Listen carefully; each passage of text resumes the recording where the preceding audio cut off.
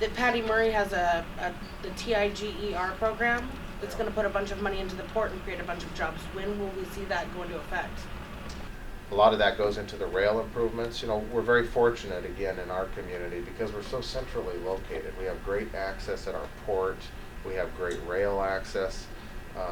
Could be better rail access, and that's what these Tiger dollars are going toward. Is so when will we see the change? When will we see more jobs open?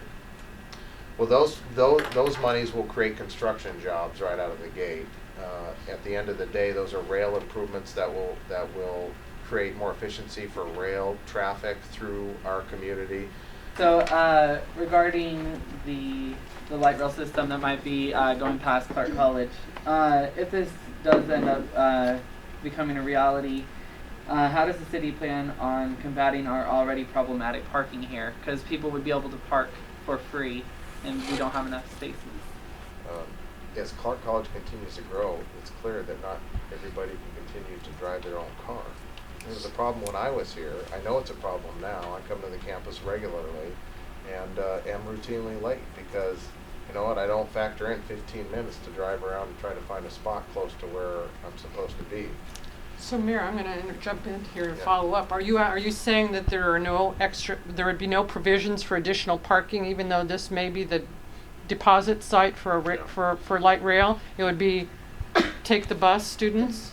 That's the answer? No, actually, there's going to be a huge park and ride located over there across the street from Marshall Center, and the fine details of the availability of spots. Will there be spots available for Clark College students or for the general public, or is it just limited to those who are going to get on the light rail? Those are issues that we're working out. When it comes back to the creating jobs, I know TARP funds have provided for some construction projects in the area.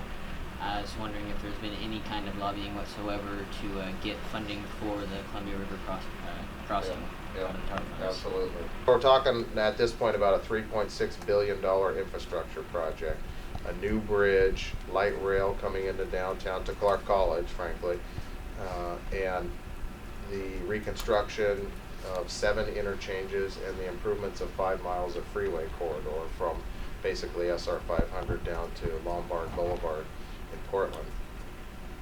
To me, that project is a poster child for TARP funds. The Columbia River Crossing project will help businesses in Vancouver. It might just make it easier for people in Vancouver to buy stuff over in Oregon. Where there's no sales Yeah, tax. because about $900 million leaves Vancouver and goes over to Oregon every year. Yeah, which is a travesty for our local governments, for all of us who want to have police officers and firefighters and roads and water and sewer.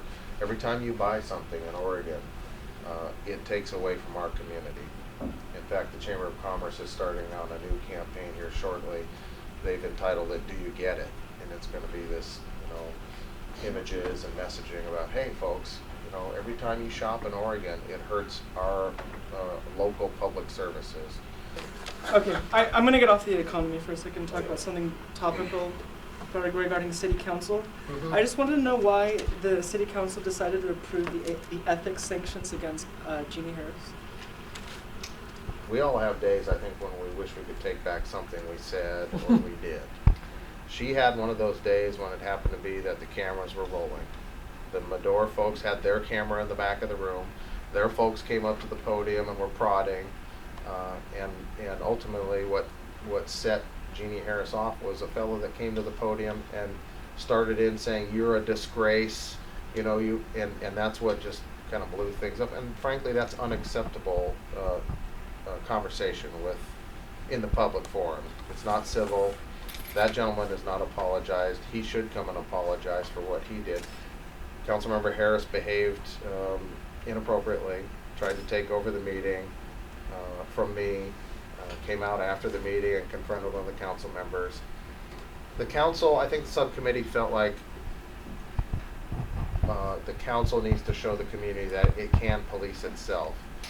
For those of you who have to leave, thanks for joining. It's been my pleasure to be here. Thank you. You can send me